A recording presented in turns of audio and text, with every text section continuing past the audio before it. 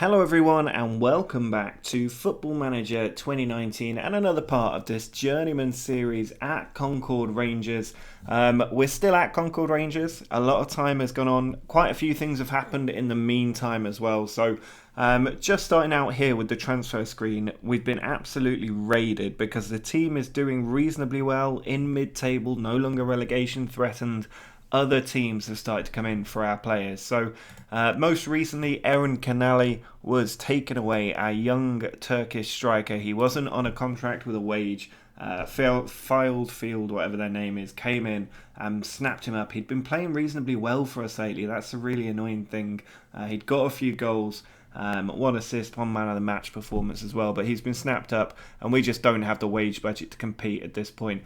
The really big one is Charlie Busby, who's gone to Bromley. He's not even on a wage there, which is the thing that really annoyed me. He's just moved there for the sake of it, and now he's not even playing games. So he's gone to a team in the same league where he was playing as our first choice keeper. He's gone to a team in the same league and now isn't even playing games. Really frustrating. He's not getting paid. But we couldn't keep him for whatever reason. We just couldn't keep him. I tried to make him an offer, but he didn't want to stay. So we've lost our first choice keeper. And Chris Regis is the latest one to have left as well. He didn't play very much for us, to be fair, so I'm not too bothered about that. He's gone to Braintree in the Vanarama North and actually playing a few games there, which he wasn't for us, so not a real loss. But we are seeing some of our players start to be raided out of the team, which is a little bit frustrating. Now, in terms of the job front, before we look at the results, if I just go to the job screen here, we did apply for a few jobs. The only one where an offer was made was Queen's Park in Scotland, which I talked about in the last episode. They did offer us a chance to take over, but they couldn't agree compensation with Concord Rangers. So I wasn't able to go for the job, and I made some board requests. The board refused them. That was the end of it. And I didn't even get an offer to take out the job or anything. It just wouldn't work. So I had to carry on with Concord, really. I've been applying for a few other jobs in various leagues, but none of the leagues loaded up except for perhaps the bottom tier of the Scottish Pyramid are likely to offer me a job. So what I need to do is get to the end of this season, load up a load more leagues, and then start applying for jobs. But luckily, when we look at my contract, it does end at the end of June. That is a very yellow screen. But my contract ends at the end of June, just 4 months left to go, and then I will be on my way out of the club. And I'm not going to take a new offer. I'm pretty tired of Concord Rangers. It's a very difficult long-term save, this one. If I was going to do it properly, we're looking at a very long time. And I just think it'd be more interesting to go to some of the smaller nations. So let me know in the comments what nations you want me to load up and go for jobs in. It's going to have to be leagues like China, India, that sort of area. I'm not going to be able to go to the MLS or anything like that. But let me know in the comments where you think I should go next. Now, in the league, I can't even remember where we left off last time. Was it the Barnet victory, perhaps? Or was it even after that? I honestly can't remember. Give me 1 second to find out. It was not the Barnet game. It was the Hungerford game. Was where we left off in the last match. It was a 1-1 draw in that one. After that, we took on Bath. We did manage to get a nice 2-0 win. Billy Knott with both goals in this game. He put in a very, very good performance. I saw in the comments last time people mentioning how good a player he is. He really is that good. I mean, look at where he scores that free kick right on the edge of the box. And then a second free kick in the 89th minute finishes the game for us and makes it 2-0. If I do move to a new team, I probably will look to sign Billy Knott because he just is such a good player. But we managed to get that win over Bath. And then our form, after being really good for a little while here, through late November through till early January, we were on really good form. And then against East Thurrock, we had a 0-0 draw. No point looking at that one. And then we played Bromley. We didn't really compete that much with them. You can see Charlie Busby on the bench for them in this game, but Sullivan with a free kick, and Meekums was just onside as he had that header hit the post. He backheeled it to Maniesi and he finished it off for them in the first half an hour of the game to kill us, really. We didn't have enough shots. We weren't doing well enough up front in that match. Then we had Billericay in the FA Trophy second round. We got a draw at home, and then away from home pretty good game. I mean, we really did fight hard in this one, as we did in the first leg as well, or in the first game before the replay.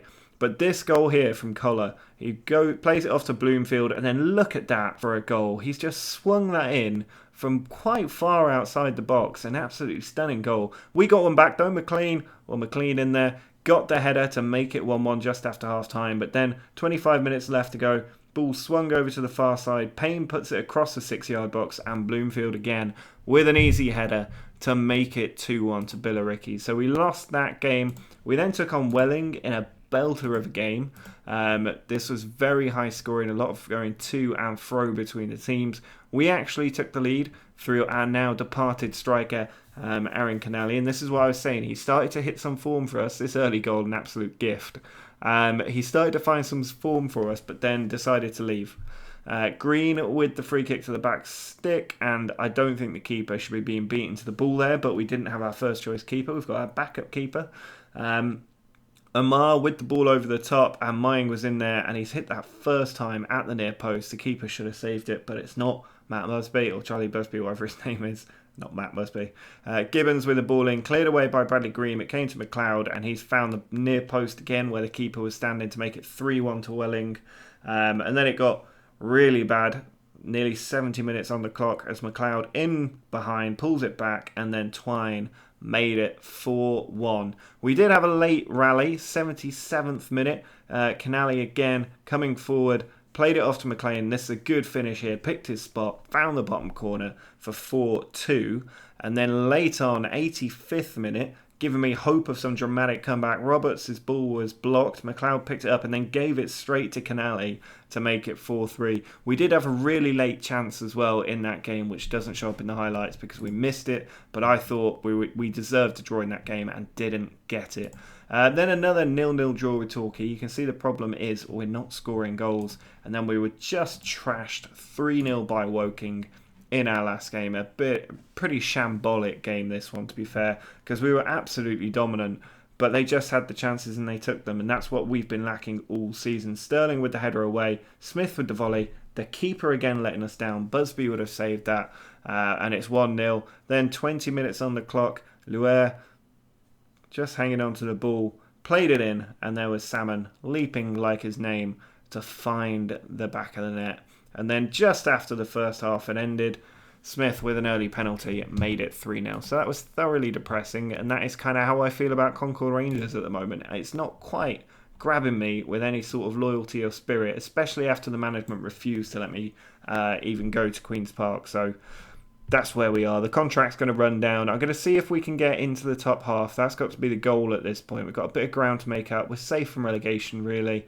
We've got, 12 games left to play. So there's only going to be 2 episodes, including this one, left this season. We'll play Dulwich Hamlet today, then Hemel Hempstead. Dulwich Hamlet, the league leaders. Hemel Hempstead nearer the relegation zone. Then we'll just run through all of these games off screen before playing Gloucester and Oxford City at the end of the season. 2 teams right down in the relegation zone. So that could be a couple of wins, hopefully, that might just sneak us into these sort of top 11 is kind of where I'm looking here. So we've got 7 points to make up to achieve that. But first, we need to take on Dulwich Hamlet. And you can see we're lacking striking options in quite a big way. Jack Midson back on the bench for us. He's not going to start today. We've got Roberts playing out of position up top. He's more of a winger than a striker, but needs must right now. Luke Carey and Shaukat Tahir are on the wings with Billy Knott and Ben McLean in central midfield. Ben McLean's been the absolute star of this season after we brought him in. He's been absolutely fantastic for us. Jake Taylor in defensive midfield with Sterling, Clark, Bradley Green and Young in defence, and Ryan Schmid in goal. I don't particularly like him, but it's where we are. I've tried to look at other goalkeepers, but I just can't find anybody that would be that much of an improvement. So at the minute, I'm literally just running down the clock until we get to the end of the season, I think, because this save has just taken it out of me, this Concord Rangers one. It's just been so frustrating that whenever we start to get a bit of form or we start to look like we might have signed some really good players, we end up having them poached away. Or I've not even been able to go on a coaching course. The board won't even let me go on a coaching course because we're so far in debt. And it's just difficult to progress if I can't do those things. So I think that's why we need to go to another team, another league, hopefully one where we're not fighting relegation or stuck in mid-table, and we can start to go for some titles. I'd like to win a couple of domestic competitions in some of these more obscure leagues and just get a feel for playing in them, really. I think that's maybe my mistake, was that I came to the bottom tier of the English pyramid as Roberts gets played in behind here. He's got a chance, and it's saved by Jorgensen. But yeah, I think that might have been the mistake with this one, which I think a few of you did share in the comments quite early on, that maybe coming to England was the wrong choice, as Talbot gets played in behind. That ball in behind has killed us so many times. This time, we're given a reprieve by Dulwich Hamlet, but the league leaders have figured us out already, and we might have to drop a bit deeper if we see that happen again. But I'm interested to see where you guys want me to go in the future, which league you want me to end up in.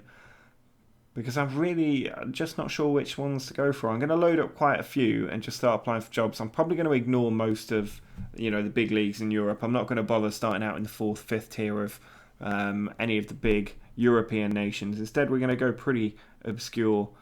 Maybe South America, maybe Asia, that kind of area. Possibly the South African League. But we're not doing too badly here against the league leaders. We've got a 0-0 scoreline right now. 45 minutes left to play as the ball is put forward. It's Akinyemi back to Donovan. Ball over the top again. Daniel tries to cross it first time but can't. I did say if I saw that happen again, we would be changing to a lower defensive line. So that is exactly what we're going to do. We only have the second half to survive here, and then we will get a very kind of unexpected point, I would say, against Dulwich Hamlet. We've not won in quite a while. It'd be nice if we could sneak a late goal, but I think that's a little bit unlikely. And now Tia going to punish me for even suggesting it. Instead, it's off the post and a free kick is given to us. I won't complain about that. I am going to make a change though. We're going to bring on Jack Midson up top and Jack Newell for Ben McLean. Just some fresh legs on the pitch, although Jack Midson getting on a bit now. I'm not sure how fresh his legs are, but if he can score a goal, that'd be a fitting send-off. Not with a free kick. He's just whipped that too high and wide, and no chance of a goal there, but I thought that could be a chance for us to sneak a win against the league leaders. Not long left to play. We don't have an awful lot of options on the bench. I don't really want to. Let's do this instead. That looks like a better way to go. There we go. It's just some fresh legs in the attack. I didn't want to take Tyrone Sterling off because he's quite a good player. But just a few minutes left to play out. I'm going to keep it as it is because if we could sneak a goal, that would be quite impressive. Instead, Dulwich Hamlet with the throw-in, cleared away, and there's the full-time whistle. A very important point against the league leaders there. You can't understate that. Telling them they're unlucky wasn't what I meant to do there, but it seems to have worked out for everyone other than Shaukat Tahir. But next up, we've got Hemel Hempstead, who are down in 17th. Now, Dulwich Hamlet only leading the league by 1 point after that draw, so they've slipped up a little bit. But we are now just 2 points behind Kingstonian in 13th. Still a bit of ground to make up on Woking. They're still 7 points clear of us, and Hemel Hempstead could go above us. But we are playing them next, so let's see if we can keep them down in that position. Midson been on quite the goal drought. 13 matches since he scored. Has he even scored this season? And he's played 8 games, but he has not scored this season. So he's definitely looking like he might be past it now, Jack Midson. He is 36 years old, and he is my assistant manager. But let's go ahead to the Hemel Hempstead match and see if we can get the win. So some slightly worrying news articles coming in here. You can see I've got that message, former favourite supports Giancaldo. Not really what you want to see. Apparently we're underperforming, which I take offence to. Bearing in mind that when I came in, we were in the relegation zone, and now we're nowhere near it. I don't think that's a fair criticism. A couple of wins would pull us out of the area of concern, though. I mean, we're 11 points clear of safety, but I think we were supposed to be finishing upper mid table this season, and we're not quite there. So we do need to get the win today against Hemel Hempstead.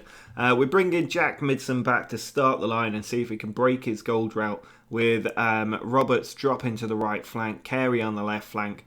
McLean, Knott and Taylor still our central midfield favoured combo. Sterling, Clark, Badley, Green and Young in defence with Ryan Schmid in goal. You can see where the problem areas are really in this team. It's up front and it's in goal. That's what we really need to fix. But I've just not been able to find a striker. You've seen how many I've brought in But it's so difficult to find a decent striker at this level, especially when you just don't have the wage budget to spend on them. If I could go out and offer a decent striker, like, 500 quid a week, a grand a week or something like that, would be in a better position. But I need some existing players to be offloaded in order to do that. And realistically, it means letting someone like Billy not go. And he has asked to leave, but he needs about a 25 grand bid or something before I need to worry about letting him go. And even then, I probably wouldn't let him go. But 15 minutes gone, we are dominating the game, so we're probably about to go behind as this is whipped to the back stick for Olu, and it's saved, I think, by Schmid, and a free kick given to us as well, so that's no problem. Hemel Hempstead have 2 players with knocks, which is interesting, although one of them's on the bench. They're a bit frustrated with something there, probably the feedback from the manager. But we are on top, we're just not quite getting the shots on target, so I'm going to go to an attacking style of play as Young plays it to Bradley Green. Now McLean back to Taylor, needs to move this out right, which he does to Young. He then hangs on to it, plays it down the line for Roberts. Ball back to Young. Not sure where we're going with this. This could either be a goal for us or a silly mistake at the back for them. Instead, it looks like it might be a chance for us. Not.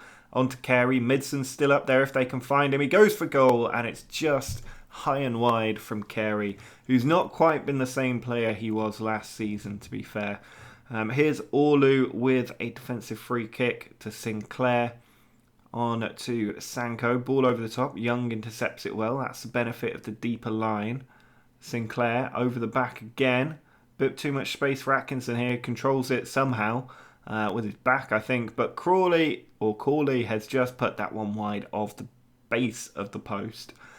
And so at the minute, no shots on target, despite, well, there weren't a minute ago, but there were 9 shots in total and not one on target. Now Hemel Hempstead have had a couple. I'm going to tell the team I'm happy with how they're playing because I want to try and keep them a little bit pepped up at the minute. I've been having a go at them for quite some time, and I think we need to change tack if we're going to break this run of games without a win, as Corley plays it out wide. We are away from home. That's something to bear in mind here. It is going to be difficult against a team in a similar place to us.